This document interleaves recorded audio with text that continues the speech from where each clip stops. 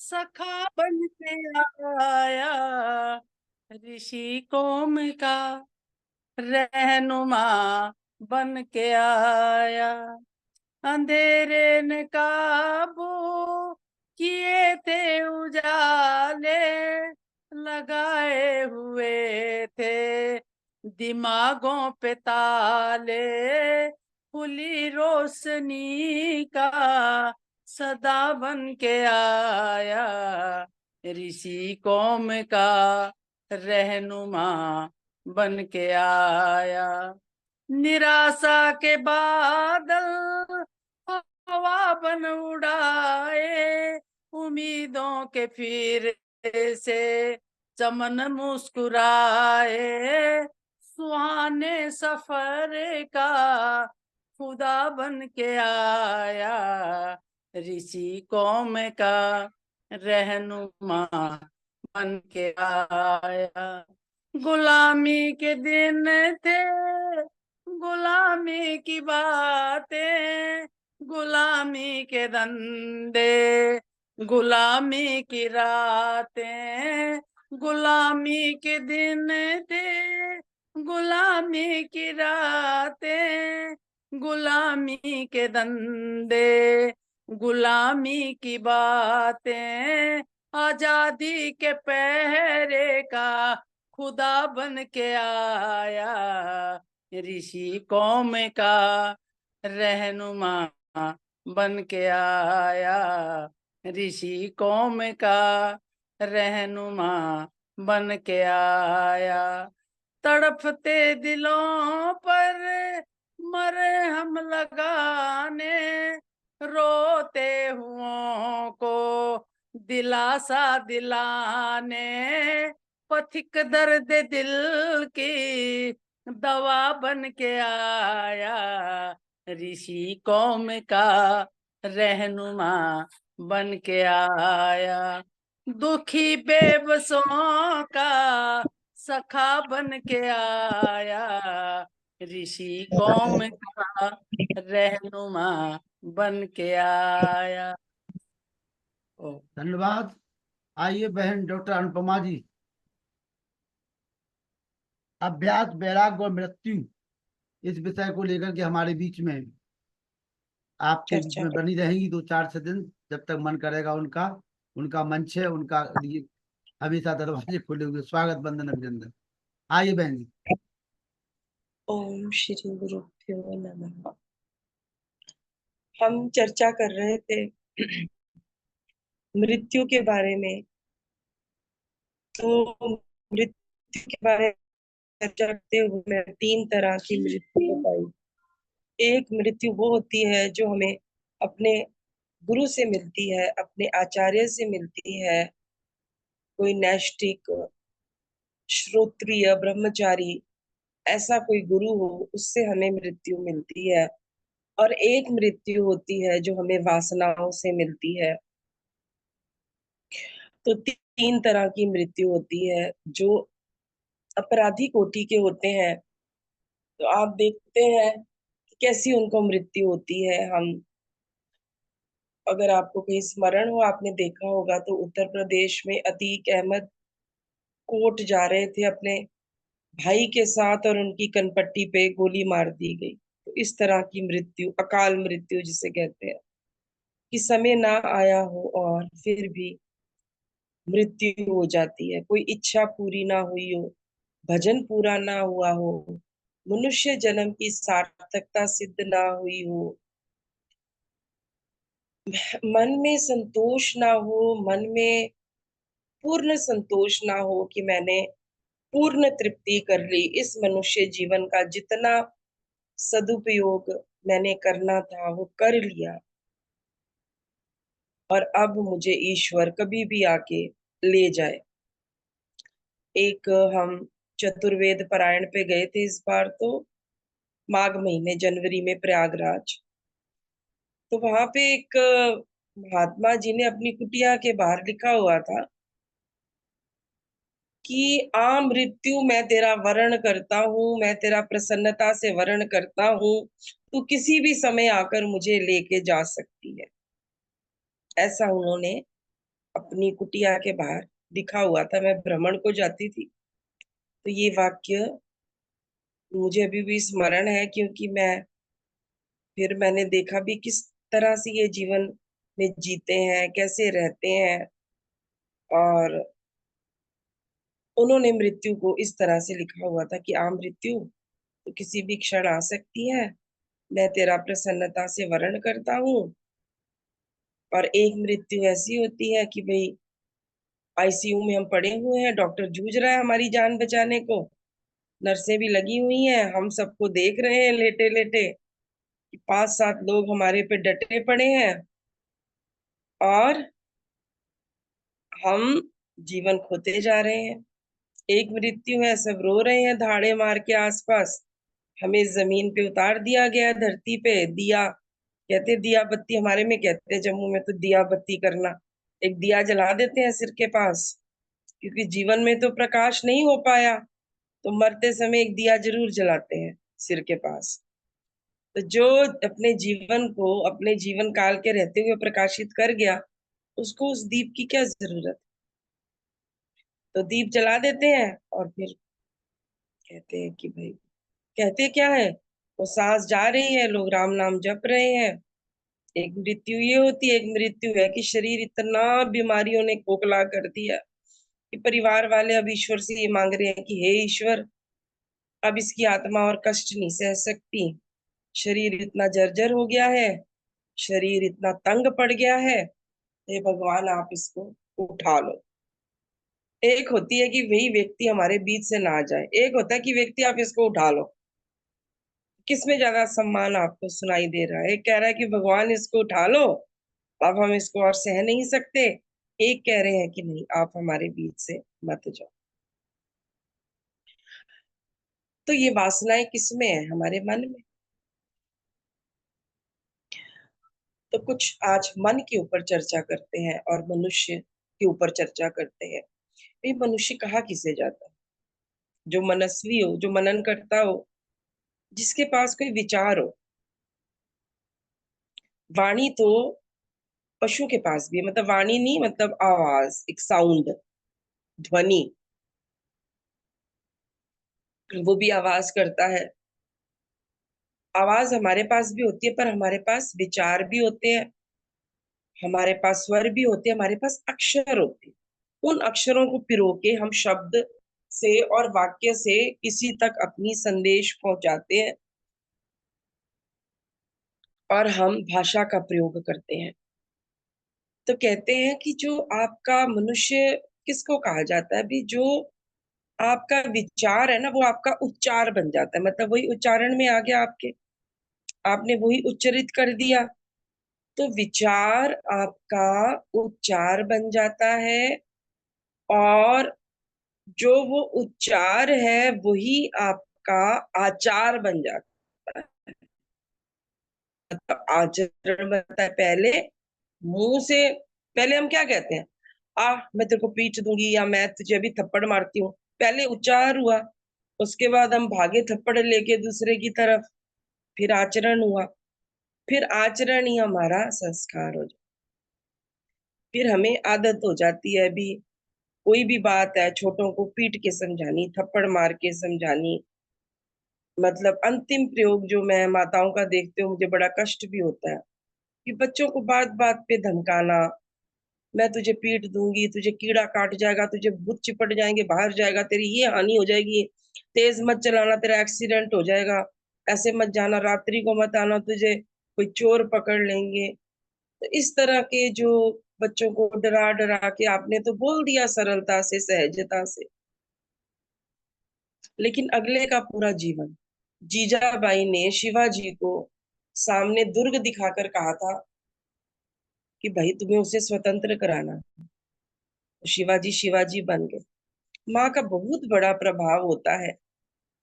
एक serial killer की जो माँ होती है, वो भी सीरियल किलर की माँ होती है, वो अपने बच्चे को बिगाड़ देती है लाड प्यार से, उसको अनुचित का ध्यान नहीं, बच्चे में किसी नहीं होती, उसके मन में किसी भी कुविचार की मृत्यु नहीं होती, और वो एक दिन अपराधी की श्रेणी में आ जाए। उस दिन मैं कश्मीर के ऊपर एक कश्मीर के ऊपर किसी ने, एक फौजी ने यूट्यूब पे अपना वो संस्मरण शेयर किया। तो कश्मीर में वो एक जगह गए हैं फौजी, और वो आतंकवादी की माँ को कह रहे हैं कि आप अपने बेटे को फोन करो और उसको कहो कि उसका रास्ता छोड़ दे, हम उसे प्रोटेक्शन देंगे, हम उसको जीवन निर्वाह में मदद करेंगे। तो माँ कह रही है फौजियों को कि आप क्यों बंदूक उठा के देश के लिए लड़ रहे हो। तो उन्होंने कहा भी हमारी देश है, हमारी मातृभूमि है। तो उसने कहा कि ठीक है, मेरा बच्चा अभी अल्लाह के रास्ते पर गया है, अल्लाह के रास्ते पर गया है, और मैं तो तब प्रसन्न होंगी जब वो वहां से, मतलब वो वहां से शहीद होकर आएगा, जिहाद करेगा, शहीद होगा। अल्लाह को हम कैसे पता कर अल्लाह को कैसे पता चलेगा कि हम उसके लिए जिहाद कर रहे हैं, जब हाथ में बंदूक उठाए। ये माँ का बुद्धि थी कि जब हाथ में बंदूक उठाएगा हमारा बच्चा, तभी पता चलेगा कि वो जिहाद कर रहा है, तभी अल्लाह जो है खुश होगा, और अल्लाह खुश होगा तो हमें कबूल करेगा, हमारी नमाज को कबूल करेगा। ये भी एक मनुष्य है। अब इस मनुष्य के विचार मर नहीं रहे हैं। मन कितना दूषित है, भयंकर। मन क्या नहीं मरा, आत्मा तो कहते हैं भी चेतन है ना, जड़ है मन। तो अब कई लोग जड़ता को पकड़ के बैठे हैं, मतलब वो इतने जड़ हो चुके हैं कि वो इतने असंवेदनशील हो चुके हैं। तो मृत्यु किस बात की नहीं हो रही है इस मनुष्य में? मन की मृत्यु नहीं हो रही। मन में जो आ रहा है, जैसा आ रहा है, वो और डालते जा रहा है। ऋषि पतंजलि कहते हैं शौच, मन का भी शौच होना चाहिए। मनसा वाचा कर्मणा पवित्रता। अगर आप मन के झाड़ झंकार को, मन के जंगल को ऐसे बढ़ने दोगे, अरे तो ये मन आपके अंदर क्या संस्कार, क्या विचार, क्या ऐसी बातें आपके मन में आ रही हैं कि आपको नहीं पता। आज प्रातः काल चर्चा हो रही थी एक समूह के साथ, तो उसमें कहा कि जैसे एक मन है, मन में संकल्प विकल्प दोनों उठते हैं। एक व्यक्ति सिग्नल के पास खड़ा है और उसके मन में विचार आ रहे हैं कि मैं सिग्नल तोड़ दूं। एक विचार आ रहा है कि नहीं नहीं, सिग्नल तोड़ना अच्छी बात नहीं है। अब वो दोनों विचार, संकल्प विकल्प आए, और फिर वो व्यक्ति जो है उसने सिग्नल नहीं तोड़ा। अब उसका कर्माशय बनेगा कि नहीं बनेगा? एक व्यक्ति ने कहा, मैं थोड़ा सा घृणित उदाहरण देता हूँ। उसने कहा कि मैं एक स्कूल में पढ़ता हूँ और मैंने एक छात्रा देखी, और उस छात्रा को देखकर मेरे मन में वासना जग गई, और उस वासना के अंतर्गत मैंने ये कहा मेरे मन में, देखो उन्होंने शब्द क्या प्रयोग किया कि मेरे मन में उस छात्र, ये नहीं कहा मेरी आत्मा में वासना जगी, ये कहा मेरे मन में वासना जगी, और मैंने सोचा कि मैं इस छात्रा का या तो हाथ पकड़ लूं या इसका चीर हरण कर दूं, और मन ही मन मैंने कर भी दिया, लेकिन मैंने शारीरिक रूप से नहीं किया। अब मेरा कर्माशय बनेगा कि नहीं बने? बहुत चर्चा चली, बहुत चर्चा चली। तो उस चर्चा में मैंने जो उत्तर दिए, मेरे दो उत्तर थे। मैंने कहा कि देखिए बात ये है कि आपके मन में संकल्प और विकल्प दोनों चले। अब मन है ना, मन मंथन कर रहा है, विष भी है अमृत भी है, विष भी है अमृत भी है। अब खीर का एक बहुत बड़ा बर्तन है, उसमें एक बूंद विष की डली हुई है, तो क्या खीर सेवन योग्य है? नहीं। बहुत बड़ा विष का पात्र है, उसमें एक बूंद आपने अमृत की डाल दी, तो क्या वो सेवन योग्य है? तो नहीं।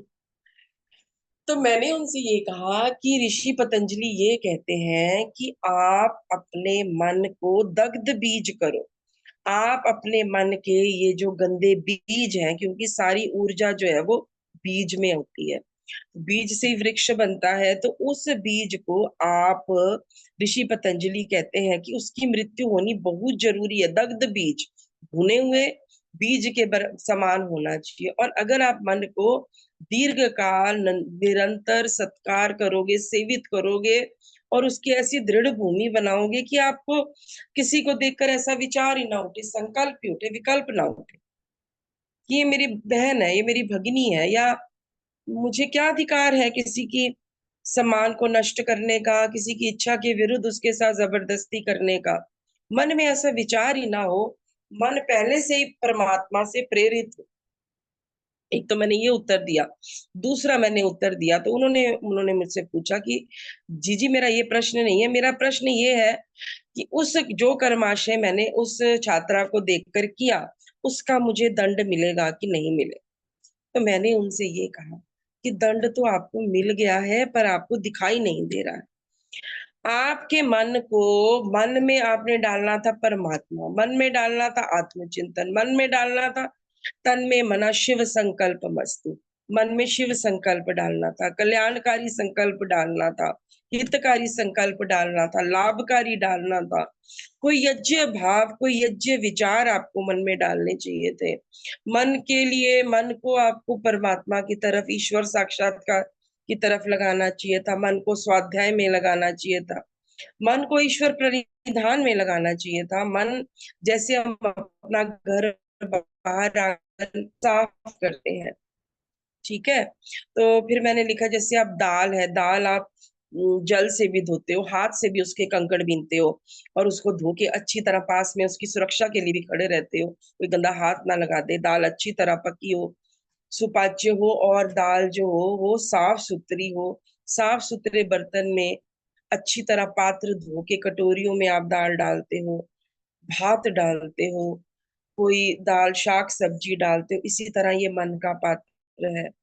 तो मन में जब विचार आ रहा है चीर हरण का, मन में विचार आ रहा है, कोई कुविचार आ रहा है, मन में वासनाएं उठ रही है, तो ये तो तुरंत ही आपको दंड मिल गया, क्योंकि मन जो है इतना डिस्टर्ब है।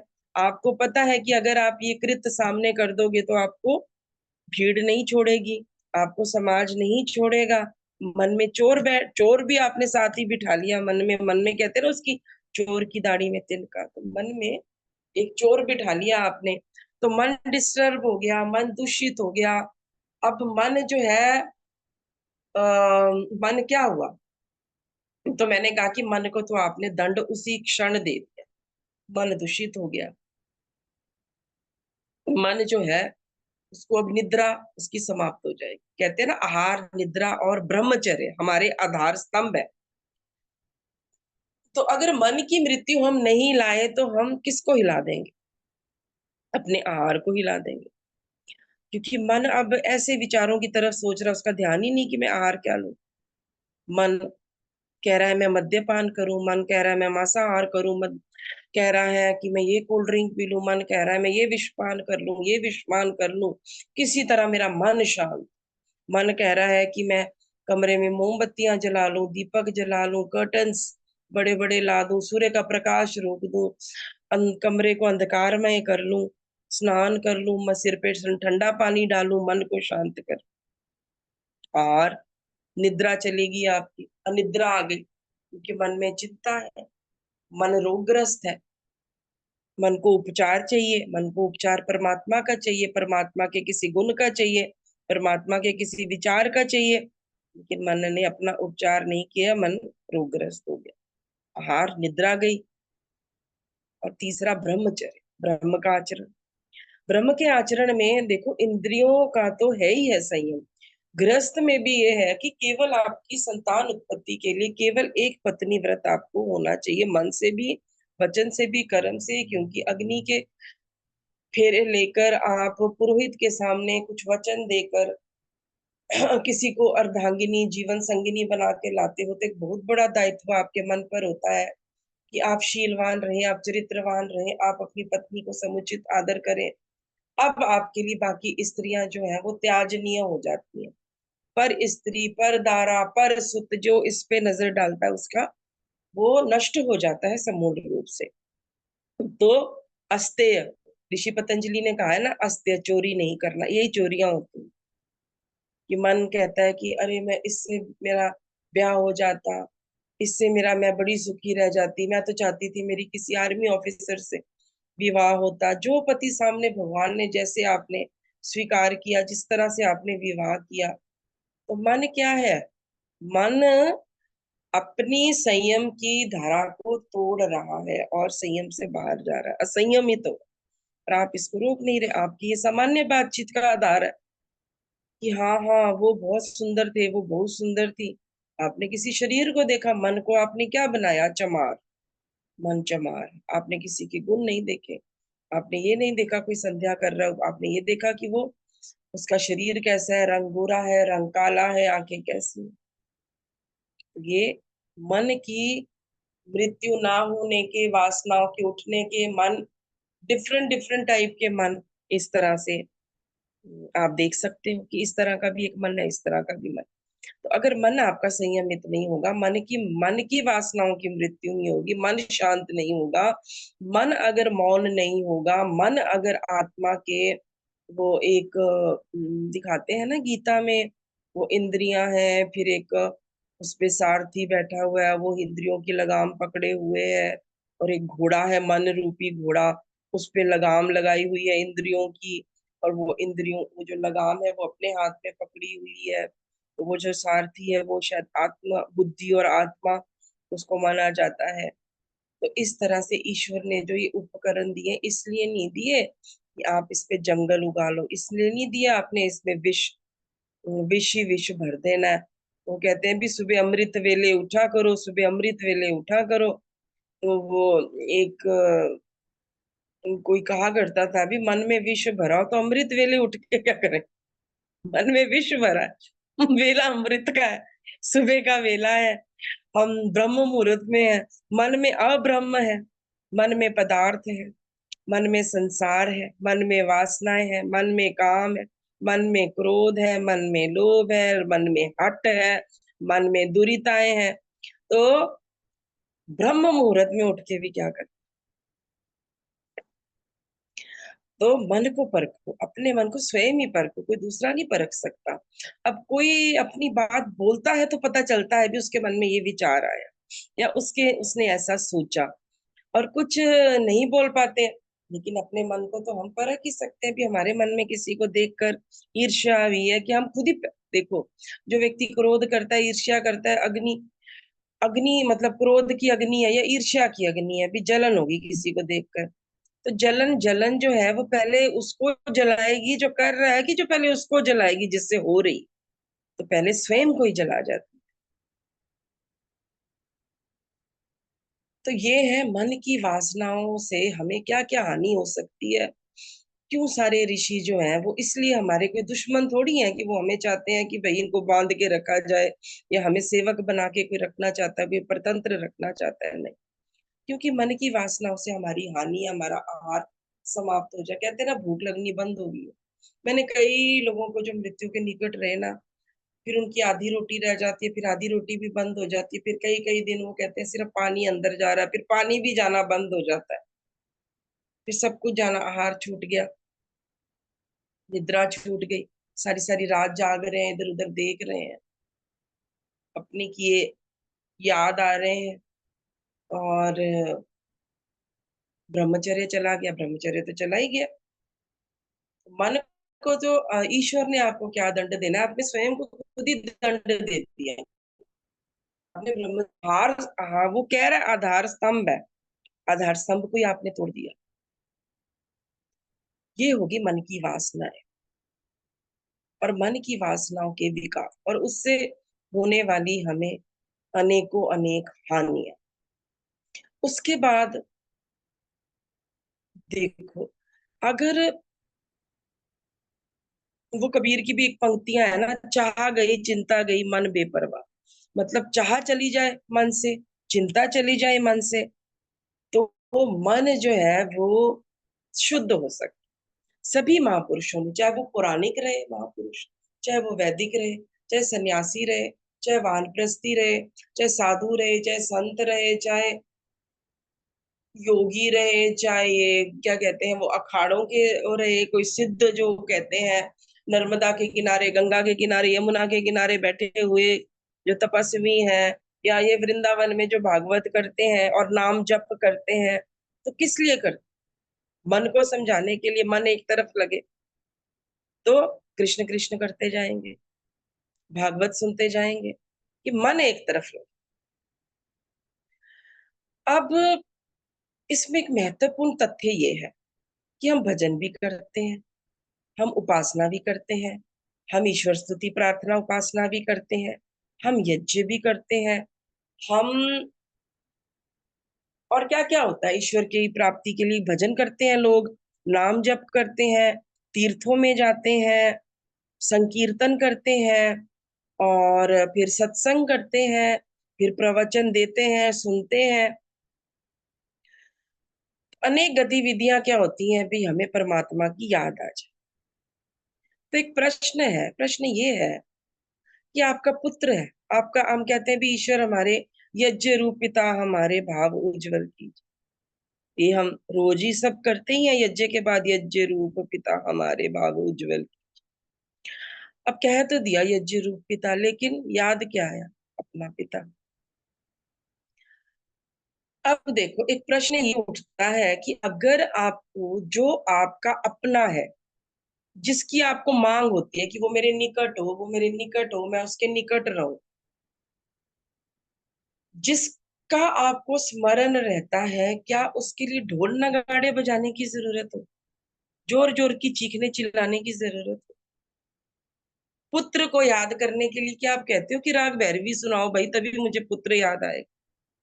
या पुत्री को याद करने के लिए आप बोलते हो कि भाई कोई अच्छा सा कीर्तन लगाओ, पुत्री ऐसे याद नहीं आ रही मुझे, कोई मेरे लिए उपाय करो? वो तो कुंभकर्ण के लिए सुना जाता था, अभी 6 महीने वो निद्रा में रहता था और उसको उठाने के लिए ढोल नगाड़े बजाए जाते।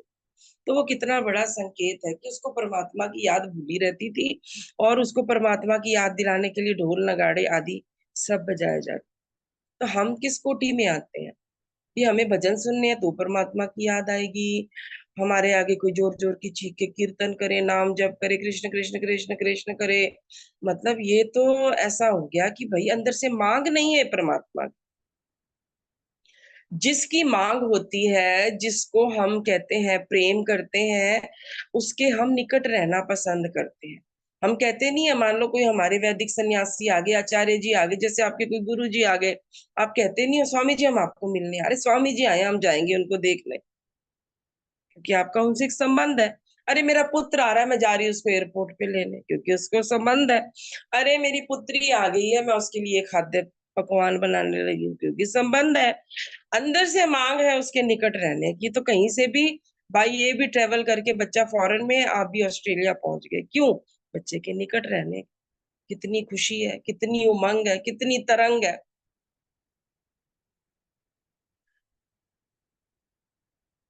तो मन जो तरंगित हुआ है ना, वो इसलिए नहीं तरंगित हुआ कि भी ईश्वर की प्राप्ति हो रही है या आत्मा में परमात्मा दिख रहा है, ऐसे मन तरंगित नहीं हो रहा। मन तरंगित हो रहा है कि पुत्र आ रहा है ऑस्ट्रेलिया से कई सालों में,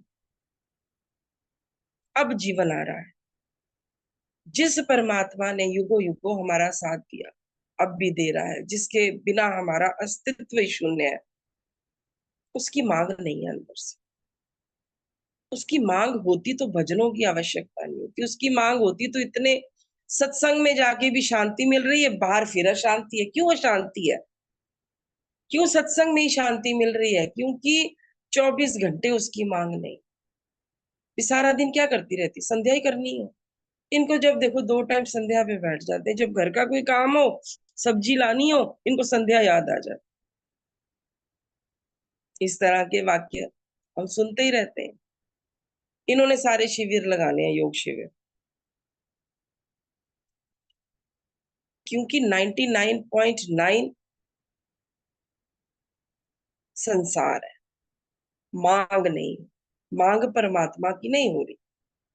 मांग हो रही है, गुरुद्वारे जा रहे हैं, मांग हो रही है पदार्थ की, मेरा बेटा आईएएस बन जाए, मेरी बेटी की शादी हो जाए। जा रहे हैं मंदिर, मांग किसी कामना है कि हमारा बिजनेस इतना, माता जी आपको 5 लाख की सोने का वो छतर चढ़ा देंगे आप। साईं बाबा में क्या होता? मांग है पदार्थों की, और उसके लिए भगवान को दिया जा रहा है, जिससे लेना है, जिससे लेना है उसी को, मतलब कितनी बेहोशी है। जिससे लेना है, जिससे लेना है 10 करोड़ का लाभ, उसको 10 लाख दिए जा रहे हैं। वो 10 करोड़ आपको देने, उसकी सामर्थ्य है, वो आपको 10 करोड़ दे देगा, लेकिन आपने उसको 10 लाख दे। कहने का तात्पर्य ये है, जिसकी हमें मांग होती है, जिसकी हमें स्मरण होता है, वो सत्यपति जी का जो भजन है, वो मैं दैनिक सुनती हूँ। गुनगुनाती हूँ दैनिक सुबह उठ के, क्योंकि वो मुझे अपने निकट रखता है। क्योंकि वो स्वामी सत्यपति जी कहते हैं, ओम नाम का सुमिरन कर ले, अंत समय सब खोना क्या रे। तो ओम नाम का स्मरण कर ले उनको कहना पड़ा, क्योंकि उन्होंने देखा भी ओम नाम का स्मरण नहीं हो रहा। उन्होंने देखा भी लोग संपत्ति के पीछे पागल होते जा रहे। ये बना लें, संस्थाएं हैं तो ये बिल्डिंग बना लें, ये बिल्डिंग बना लें, ये बिल्डिंग बना लें, ये बिल्डिंग बना लें, संस्था को आगे बढ़ा लें, इतने हमारे शिष्य बन जाए, और शिष्य और शिष्य और शिष्य। और मन मन कैसा होता जा रहा है? मन में ईश्वर की मांग जो पहले थोड़ी बहुत थी, वो भी समाप्त होती जा रही। मन से ईश्वर निकलता जा रहा है। तो मन क्या है? मन में मांग है पदार्थों की, तो परमात्मा कैसे स्मरण आएगा? मन में मांग है पदार्थों की, तो परमात्मा कैसे स्मरण आएगा? मन में मांग है परिवार की, तो परमात्मा कैसे स्मरण आएगा? मन में मांग है मित्रों की, तो परमात्मा कैसे स्मरण आएगा? मन में मांग है रिश्तेदारों की, तो परमात्मा कैसे स्मरण आएगा? मन में मांग है पुत्र पुत्रियों की, तो परमात्मा कैसे स्मरण आएगा? मन में मांग है बिजनेस की, तो परमात्मा कैसे स्मरण आएगा? मन में मांग है हमारा एक फार्म हाउस बन जाए, मन में मांग है हमारा फार्म हाउस में मेरे बच्चे ने बहुत ही अच्छी बिल्डिंग डाल ली है, मन में मांग है पुत्र पुत्रियों के भविष्य की, तो परमात्मा कैसे स्मरण आएगा? मन में मांग है पोतियों की, हमारी पोतियों का भी अब कुछ बन जाए, अब पोतियों का जीवन चलाने हम चल पड़े हैं। मन में मांग है पोते पोतियों की, तो परमात्मा स्मरण नहीं आए। जिनको स्मरण आया उनका जीवन कैसा? कई इतने महापुरुष हुए जिनको अगर आप देखा जाए तो उनके पास बहुत वंचित रहे वो जीवन में। सुदामा का हम सुनते ही हैं कि वो बहुत ज्यादा पदार्थों के अभाव में रहे, लेकिन उन्होंने अपना जीवन में भजन नहीं छोड़ा। गुरु शरणानंद जी हुए तो बचपन में उनके नयन बहुत सुंदर थे, तो उनको कमल नयन कहा जाता था। उनको फिर पता नहीं चिकन पॉक्स हुई या स्मॉल पॉक्स, दोनों में से कोई चीज हुई, तो उनकी आंखें चली गई। जब उनकी आंखें चली गई तो उनको होश आ गया। उनको लगा कि भाई मेरे पास जो कुछ बचा हुआ है मैं उसी का सदुपयोग कर लूं, अपना मनुष्य जन्म सार्थक कर लूं, क्योंकि मेरी आंखें जा चुकी। वो घर से निकल पड़े और फिर वो गुरु शरणानंद जी बने। महर्षि देवदयानंद व्रत रखा, उपवास रखा, शायद इनके चाचा जी की मृत्यु हो गई थी, वहां से इनको वैराग्य जगा।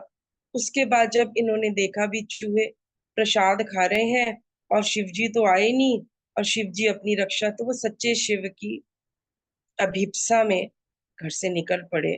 और कितने निर्भय हुए, पहुंचते पहुंचते कितने दुख तकलीफें हैं अगर आप उनके संस्मरण पढ़ो। और उसके बाद वो गुरु विरजानंद जी के पास पहुंच के महर्षि दयानंद बने। और आज जो आर्य समाज के कारण हमारा जीवन में जो थोड़ा बहुत प्रकाश है, वो आर्य समाज के कारण ही है। तो इसकी देन किसको है? ऋषि दयानंद। सूरदास चक्षु नहीं थे, लेकिन परमात्मा को पाया, ये वंचित वाले थे। जिन लोगों ने बहुत कुछ देखा फिर भी, एक तो कहते हैं ना दुख में तो परमात्मा याद आता ही है, जब चोट लगती है तो परमात्मा याद आता ही है, स्मरण आता ही है। एक होता है जब सुख की चोट से भी परमात्मा याद आ जाए, मन में सुख की चोट हो। सिद्धार्थ थे तो पिता का ये था कि जिंदगी में कभी कोई कष्ट और दुख देखे ही ना, ताकि क्योंकि बचपन से ही किसी ने भविष्यवाणी कर दी थी भी ये सन्यासी बने, ये विरक्त हो जाएगा। तो उनको था कि पिता को था मेरे एक पुत्र घर से ना जाए, विवाह भी हो गया, यशोधरा जी भी आ गई। उसके बाद भी सिद्धार्थ घर से निकल पड़े और महात्मा बुद्ध बने, और इतने उत्कर्ष पर पहुंचे कि अंगुलीमाल जैसा डाकू उनको देख के तुरंत ही बदल गया। सम्राट अशोक जिसने कितनी हिंसा की, कलिंग की हिंसा कोई भूला नहीं है, कलिंग में कितनी हिंसा की, और उसके बाद वो बुद्ध की शरण में आ गया और उसने कहा बुद्धम शरणम गच्छामि। राजा अशोक को बदला, अंगुलीमाल को बदला, जो कि बड़े आक्रांता थे, बड़े हिंसक थे। अपने ऋषियों में भी बहुत उन्होंने अपने मन को इतना तराशा, इतना तराशा, इतना तराशा कि वो ऋषियों में मंत्र दृष्टा हो गए, कृत धर्मा हो गए। ऋषि के ऊपर भी उनकी कैटेगरी है, ऋषियों में भी कैटेगरी है ना, राज ऋषि, फिर राज ऋषि हो गए, योग ऋषि हो गए, फिर हो गए ब्रह्म ऋषि। जो सबसे ऊपर है वो ब्रह्म ऋषि है, जो वशिष्ठ जी को कहा जाता है। और उसमें देखो दूसरी तरफ विश्वामित्र जी का मन, वो राज ऋषि कहलाए जाते थे और वो अंत तक युद्ध लड़ते रहे।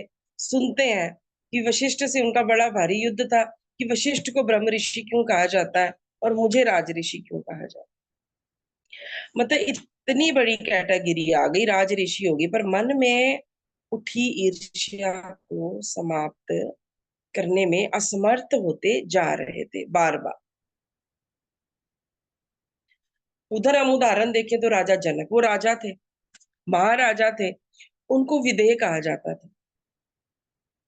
ऋषि पतंजलि ने लिखा हुआ है, ये जो समाधियां लिखी हुई है ना, वो संप्रजात और संप्रजात समाधियां लिखी हुई है। एक वैराग्य होता है, पर वैराग्य, वैराग्य से भी ऊपर। तो उसमें ऋषि पतंजलि लिखते हैं कि भाई विधेय मतलब जो देह से अतीत हो जाए, जो ये जान ले भी मेरी देह अलग है, मेरी आत्मा अलग है, मुझे जो कुछ कार्य करना है आत्मा के लिए करना है, शरीर तो मेरा पंच तत्व में विलीन हो जाएगा। तो राजा जनक का परिवार नहीं था, राजा जनक का संसार नहीं था। राजा जनक बैठते तो सिंहासन पे थे पर मन में चलता था परमात्मा। राजा जनक रहते तो संसार में थे पर मन में चलता था परमात्मा। राजा जनक रहते तो परिवार में थे पर मन में चलता था परमात्मा। इसलिए उनको इतना वैराग्यवान राजा जनक का उदाहरण सब देते थे राजा, लेकिन मन में वैराग्य की पराकाष्ठा पर पहुंचे, वैराग्य की उत्कृष्टतम चोटियों पर पहुंचे और अपने आप को उन्होंने, अपने मन को इतना उत्कृष्ट किया, राजा होते हुए भी अपने मन को पूर्णता वैराग्यवान कर लिया। मन प्रभावित नहीं है परमात्मा से, मन संशय में रहता है, संशय आत्मा विनश्यत। मन प्रभावित नहीं है परमात्मा से भी। परमात्मा कहते हैं ना, अभी अभी श्रद्धा नहीं हुई, अभी पूर्ण विश्वास नहीं हुआ, थोड़ा बहुत है, थोड़ा बहुत श्रद्धा है, थोड़ी बहुत है अंदर से, परमात्मा सब कुछ करेगा, पर अंदर से भी अंदर डाउट चलते आ रहे हैं। जिन्होंने परमात्मा को पाया, जिन्होंने परमात्मा पे श्रद्धा रखी, जिन्होंने परमात्मा में विश्वास रखे, वो दिखते भी तो है। उनका रूप रंग चाल, रहनी सहनी बहनी जो है वो सब दिखती है कि इन्होंने परमात्मा की प्राप्ति की हुई। मन प्रभावित है पदार्थों से, मन प्रभावित है परिवार से, मन प्रभावित है मित्रों से, मन प्रभावित है रिश्तेदारों से, मन प्रभावित है संसार से, मन प्रभावित है जिसको कहते हैं अभी, मन प्रभावित है कि भाई हम, बहुत ही आनंद आया परिवार में बैठे, आज पकोड़े खाए, चाय पी, वर्षा का मौसम था, बहुत आनंद आया, मन में बहुत ज्यादा आनंद है कि आज तो हमने पुए बनाए क्योंकि वर्षा थी, आज हम इकट्ठे बैठे, आज हमने खूब बातें की, खूब बातें की। तो मन किससे प्रभावित है? मन जिससे प्रभावित है वहीं पे आनंद आ रहा है। मन में आनंद, जब संध्या में बैठे तो मन नहीं लग रहा, संध्या में बैठे फटाफट संध्या, संध्या में मुंह ऐसा बना लिया कि जैसे पता नहीं मौत आई हुई। संध्या कर रहे हैं लेकिन मौत आई हुई। कब संध्या पूरी हो तो कब जाके रोटी पे टपके, कब यज्ञ पूरा हो और कब जाके हम उसके बाद कोई फलों का आनंद ले, भोजन कर। चलो चलो चलो चलो यज्ञ कर लो पहले भाई, चलो चलो चलो चलो चलो, ये चलो चलो चलो चलो कहाँ से निकल रहा है, चलो चलो चलो निकल रहा है कि भाई फल दिख रहे हैं, अभी उसके बाद प्रातराश होना है। चलो चलो चलो चलो, ये चलो चलो चलो जो है ना, ये मन की गति है जो पदार्थ की तरफ जाए।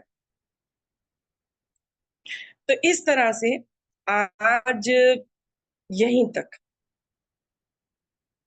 धन्यवाद। 10 मिनट और ले लो, 10 मिनट और ले लो। 10 मिनट और ले लो। ठीक है। मन जिससे प्रभावित होता है, मन उसके लिए संघर्ष करता है, उसकी प्राप्ति के लिए संघर्ष करता है। मन में जिसके लिए प्रेम होता है, मन उसको समय देता है। वो जैसे क्योंकि मेरा तो प्रोफेशन ही काउंसलिंग का रहा, तो मैं मध्य प्रदेश पंचमढ़ी में थी। तो वहां पे ये फौजियों की पत्नी आती थी, तो वो ये कहती थी मेरे पति मुझे समय नहीं देते।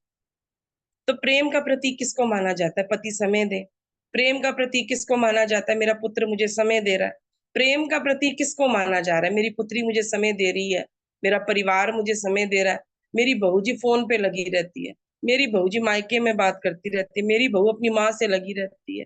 क्योंकि आपको समय नहीं मिल रहा है, तो आपको अभाव लग रहा है। तो परमात्मा को भी तो दिख रहा है कि आप उसको समय नहीं दे रहे हो। जो समय आप दूसरों से मांग रहे हो, वही तो परमात्मा पे के ऊपर भी तो घटा सकते हो।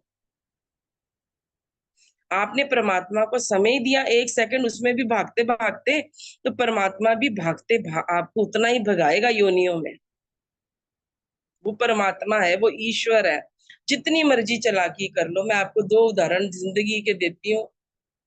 मैंने अपनी आंखों से देखा भी है और महसूस भी किया उस दर्द को। एक परिवार हमारे साथ ही रहता था। उस परिवार ने अपने मतलब पति पत्नी ने अपने माँ बाप की बड़ी सेवा की, सास ससुर की बड़ी सेवा की। थोड़ी देर बाद जो सास ससुर थे, वो अपने बड़े बेटे की बेटी को ले आए। उन्होंने कहा कि हम इसको पालेंगे। अब ये जो पति पत्नी थे, ये चाचा चाची लगे। वो जो लड़की आई थी, वो बहुत ही जैसे षड्यंत्रकारी थी। तो उसने आते ही घर में झगड़े डलवा दिए, भी दादी को कुछ कह देना चाची के बारे में, चाचा को कुछ कह। हालांकि ये दोनों बहुत सेवा भावी थे। ये उदाहरण मैं इसलिए आपको दे रही हूँ कि कहीं कोई गलती हो जाए।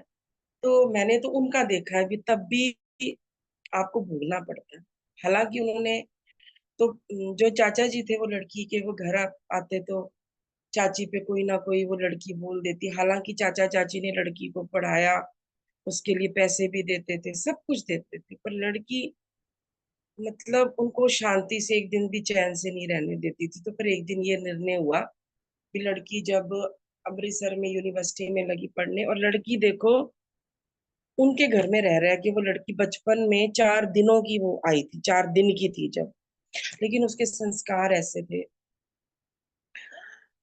और फिर वो लड़की जो थी वो साइंटिस्ट बनी, और आज उस लड़की के रशिया में दोनों बेटे डॉक्टर है, रशिया में दोनों बेटे। और मतलब वो लड़की इतनी पढ़ लिख भी रही थी, लेकिन उसके मन से था भी ये मेरे चाचा चाची। उसको पता चल गया था ये मेरे माँ बाप नहीं।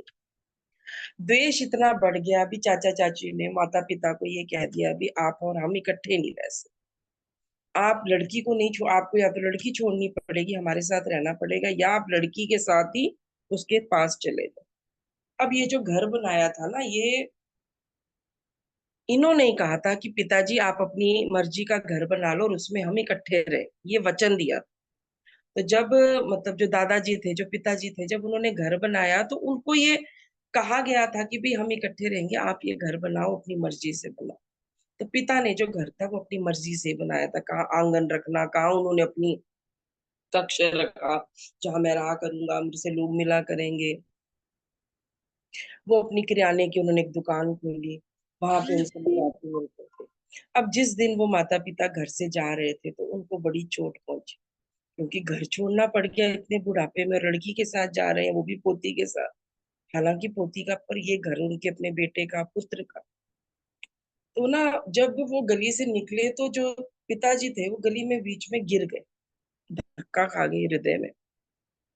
किसी ने आके इनको बताया कि वो पिताजी आपके गिर गए हैं। तो ये इनका मन तब भी नहीं पसीजा, क्योंकि ये इतने दुखी आ चुके थे। वो कहते हैं ना, धर्म के 10 लक्षण में धैर्य, तो धैर्य खो बैठे थे। अब माता पिताजी गए 90 में, 1990 में वो चले। 1998 में इनकी एक पुत्री का विवाह हुआ। और आप ये देख लो कि सिर्फ 9-8 साल हुए, 8 साल वो माँ बाप वहां तड़पते रहे कि हम अपने घर से आ गए, भाई हम अपने घर से आ गए, भाई हम अपने घर से। और ये उनको मिलने नहीं गए। ये 3-4 साल बाद उनको मिलने गए, तो उनको बोला कि अब आप घर आ जाओ। तो उन्होंने बोला कि भाई हम ऐसे कोई पत्थर थोड़ी है, कभी इधर कभी इधर कभी इधर। माँ बाप नहीं आए, पर वो यही कहते रहे भी हम घर से निकल गए, हम घर से निकल गए। उसने वचन दिया था, ये घर पिताजी आप बनाओगे, इकट्ठे रहेंगे, वो वचन तोड़ दिया, उसने वचन तोड़, वो ऐसे ही गए। 8 साल बाद इनकी पुत्री का विवाह हुआ। पुत्री का विवाह इतने बड़े मतलब घर में गया, अभी सारा परिवार एमडी डॉक्टर था, जिस परिवार में लड़की का विवाह, सारा परिवार एमडी डॉक्टर था और बहुत ऊंची पोस्ट पे था। लेकिन लड़की 4-5 दिनों में ही ऐसा कुछ हुआ, ऐसी ईश्वर का कुछ हुआ, लड़की 4-5 दिनों में घर वापस आई। जैसे लड़की घर वापस आई, माँ ने बिस्तर पकड़ लिया। 1998 में लड़की वापस आ गई, 2002 में पत्नी की इसी हृदयघात से मृत्यु हो। जिस घर से माता पिता निकल के गए थे, जैसे पितृयज्ञ कहते, उसके बाद एक बेटी और ये पिता बच गए, और वो पिता जो थे उसके बाद उन्होंने बिस्तर पकड़ लिया। तो लोग कहते थे भी ये घर 6 लोगों का था, 6 से 5 रहे, 5 से 4 रहे, 4 से 3, 3 से 2, 2 से 1, और अब एक भी नहीं रहा, घर उजाड़ हो। तो मैंने ये उदाहरण अपने जीवन में देखा हो कि जो आप, एक माता जी थे, वो मुझे बोलते थे, मैं अपनी माँ को बड़े ही कुवचन कहती, जरा जरा सी बात पे माँ को टूट के पड़ना, माँ को ऐसे। तो वो मुझे कहते थे, आज मेरी जो बहू और बेटी है, वो मेरे को कढ़ाई के अंदर ऐसे भूनती है जैसे कि मक्की के दाने भुने जाते। तो एक जीवन में ये मैं मन की, जब मन जिसको प्रेम करता है, मन जिसकी मांग करता है, उसके लिए समय निकाल, मन उसके लिए संघर्ष करता है। हम संघर्ष करते हैं ना, हमने पर्वत की चोटी पार करनी हो तो हम पर्वतारोहण सीखेंगे, हमने शास्त्र पढ़ने हो तो हम संस्कृत सीखेंगे। मन को जिसकी मांग है, मन उसके लिए संघर्ष करता है, मन उसके लिए समय देता है। मन अगर परमात्मा संसार से उदास नहीं है तो मन परमात्मा की खोज नहीं करे। अच्छा, जब आप परमात्मा की खोज करोगे तो वो कहते हैं ना, अस्तेय, अगर आप अस्तेय का संयम करते हो, ऋषि पतंजलि कहते हैं कि जब आप अस्तेय का संयम करते हो, जब आप चोरी नहीं करते हो, केवल इतना ही आप महाव्रत का पालन करते हो, तो आपको कई तरह के रत्नों की प्राप्ति होती है। जब ईश्वर के रास्ते में अगर कोई व्यक्ति हो ना, अब जैसे मुझे पता है कि धैर्य धर्म का प्रथम लक्षण है, तो मेरे जीवन में कितनी भी ऐसी परिस्थिति आ जाए जब मुझे 100% लोग कह रहे हो ना भी ये चीज तू छोड़ दे, मैं नहीं छोड़, क्योंकि मुझे हमेशा वो परिवार याद आता है, स्मरण रहता कि जहाँ एक सारी जीवन सेवा की, एक धैर्य छोड़ दिया ना एक बार में। एक व्यक्ति ने सारी उम्र क्रोध नहीं किया, एक ही दिन क्रोध किया और हाथ से हत्या हो गई, क्योंकि मन में बीज था। तो धर्म के जो लक्षण है ना, उसको पढ़ने से भी मन जो है वो आपका सुरक्षित रहेगा, शांत रहेगा। जैसे धर्म के लक्षण हो गए, दया हो गई, दम हो गया, शौच हो गया, धी हो गई, विद्या होगी, धृति हो गई, क्षमा, दम, अस्तेय, इंद्रिय निग्रह, अक्रोध। तो ये सारे धर्म के जो 10 लक्षण है, इनको भी पढ़ा करो बार बार, इनको भी बार बार देखा करो कि क्या मेरे अंदर धैर्य है, क्या मेरे अंदर धृति है, क्या मेरे अंदर दम है, मन का संतुलन है, क्या मेरे अंदर इंद्रिय निग्रह है, क्या मेरे अंदर शौच है। ऐसे पढ़ा करो। एक तरफ ये सारे पॉइंट्स लिख लिए, फिर सारे दिन में 3 बार देखे, सुबह उठ के देखे क्या मेरे मन में ये है, क्या मेरे मन में ये है, क्या मेरे मन में शौच है, क्या मेरे मन में अक्रोध है, आज मैंने इंद्रिय निग्रह किया कि नहीं किया, आज मैंने शौच का पालन किया कि नहीं किया, आज मैंने अक्रोध का पालन किया कि नहीं किया, आज मैंने दम का पालन किया कि नहीं किया, अस्तेय का पालन किया कि नहीं किया, और क्षमा का पालन किया कि नहीं किया, और धृति का पालन किया कि नहीं किया, धैर्य धारण किया कि नहीं किया, छोटी सी बात पे मैं चीख पड़ी कि नहीं चीख पड़ी, तो बात तो बराबर आ गई। अच्छा, एक व्यक्ति है, वो 2 घंटे से चीख रहा है, आपको गालियां दे रहा है, अब अंत में ना आपका भी कुकर फूल गया, उसमें से सीटी बज गई। जैसे कुकर का प्रेशर ऑन होता है, उसकी सीटी बज जाती है ना, अब आपकी सीटी ऐसी बजी, आपने डंडा उठाया और उसको जो 2 घंटे से गालियां दे रहा ना, उसको धुन दिया।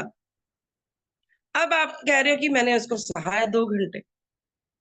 2 घंटे तो आपने अपना कुकर भरा है कि सीटी बजने तक ये कुकर भर जाए। अगर 2 घंटे आपने सहनशीलता होती तो सीटी बजती क्यों? तो ये आज आप इस पे चिंतन कल करना, फिर हम यहाँ से दूसरा जो चैप्टर ये आरंभ करेंगे कि मन को हम कैसे कैसे वैराग्यवान करें, कैसे कैसे पकड़ें, कहाँ कहाँ दौड़ता है, कैसे कैसे उसको पकड़ के दोबारा यहाँ तक लाएं। तो मुझे एक ना पंक्ति याद आती है, बाबर जिसने मुगल वंश जो यहाँ पे भारत में आया, तो बाबर ही प्रथम था जो मुगल वंश को, मुझे जहां तक पता है कि बाबर से ही मुगल वंश हमारे भारत में आया। तो बाबर ने अपनी जो लिखी है ना लाइनें, बाबर की लाइनें ये थी कि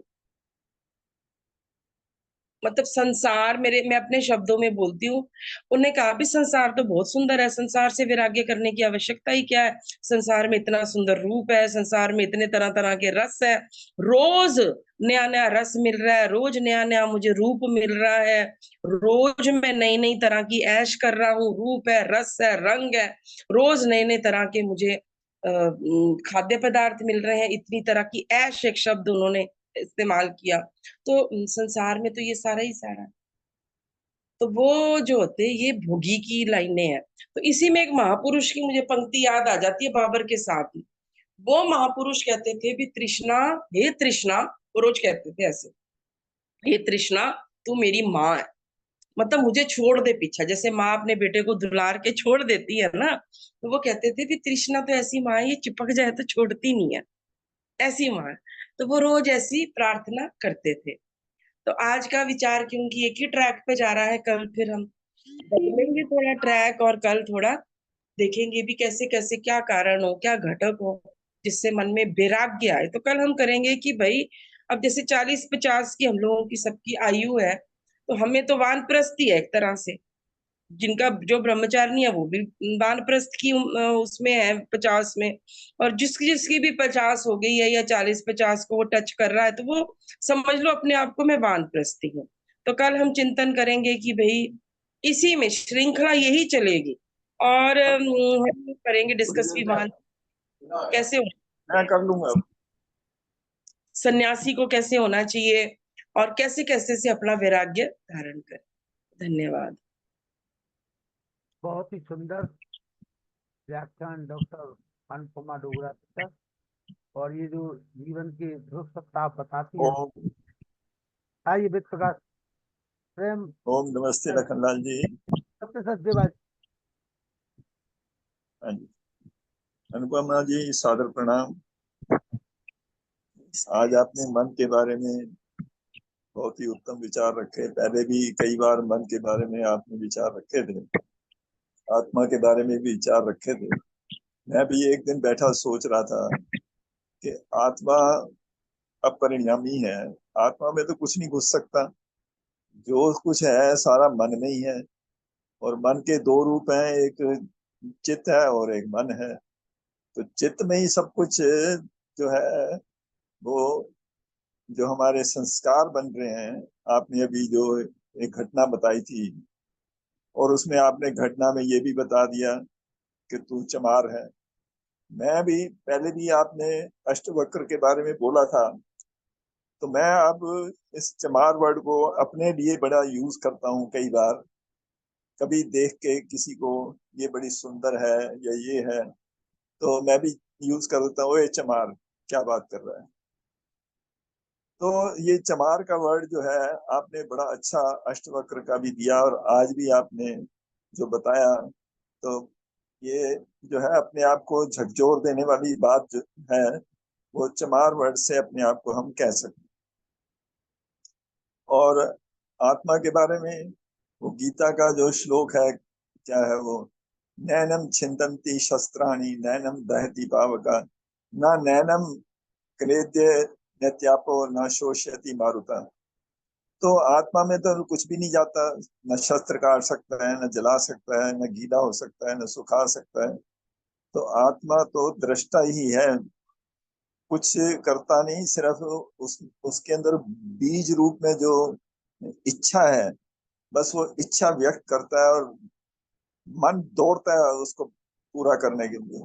ऐसा मन जो है परम मित्र है हमारा, कि हमारी कोई बात जो है टालता नहीं है। वो एक चीज अगर कहता है तो उसकी पूरी श्रृंखला ही लगा देता है उस चीज, उस आइटम की। अगर हमने मिठाई का नाम लिया तो पूरी दुकान मिठाई की आगे पेश कर देता है, लो भाई क्या खाना है तुमने। तो ऐसा मन, आपने मन के बारे में बहुत हमें अपना चिंतन दिया, आपका बहुत बहुत धन्यवाद है। और मुझे अभी सांख्य दर्शन कुछ दिन पहले पढ़ रहा था, तो उसमें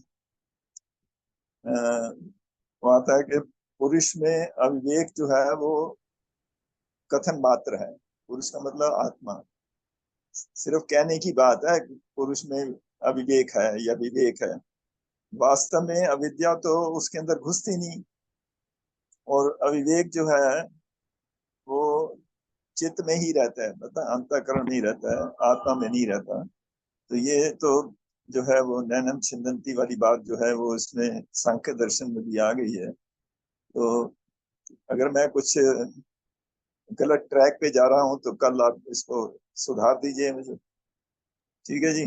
तो ये व्यासनंद शास्त्री जी, ओम ओम। थोड़ा सा ये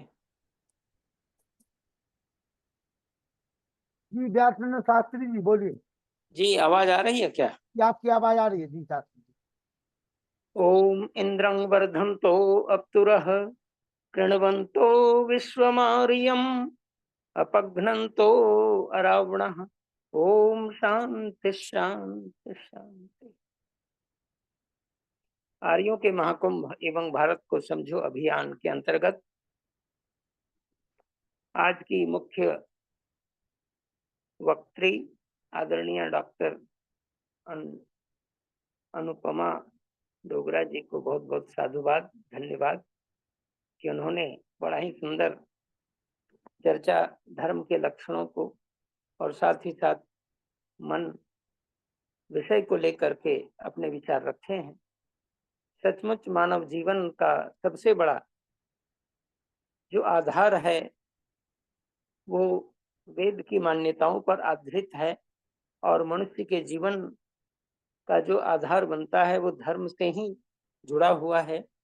और यदि व्यक्ति धार्मिक न हो और धर्म को जानने के लिए वेद को न स्वीकारे, क्योंकि वेदो खिलो धर्म मूलम, वेद ही अखिल धर्म का मूल है, तो निश्चित रूप से संपूर्ण धर्म को यदि जानना हो तो संपूर्ण वेद के मंत्रों में जो विचार दिए गए हैं, जो सिद्धांत वर्णित हैं परमपिता परमेश्वर की ओर से, उनका समाधान, उनका निर्णय, उनके ऊपर चिंतन करने की परम आवश्यकता होती है।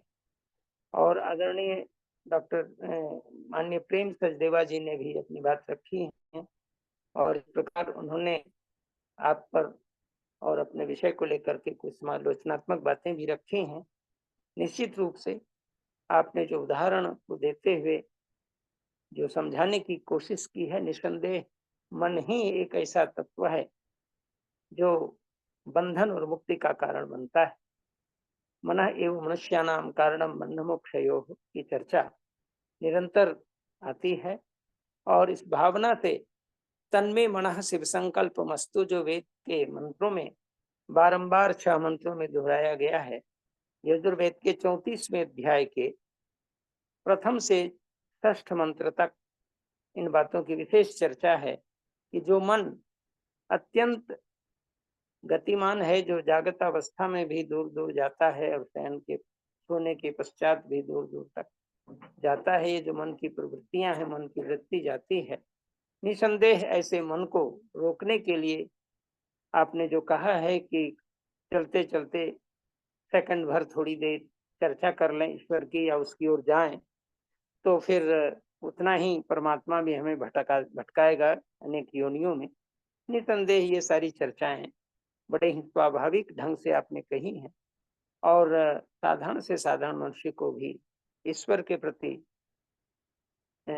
उनकी जो प्रवृत्ति होनी चाहिए ध्यान की या मन की, उनके प्रति लगनशीलता होनी चाहिए। निसंदेह ये सारे प्रकरण आपने बड़े ही सरल शब्दों में कहा है, इसके लिए आपको बहुत बहुत धन्यवाद।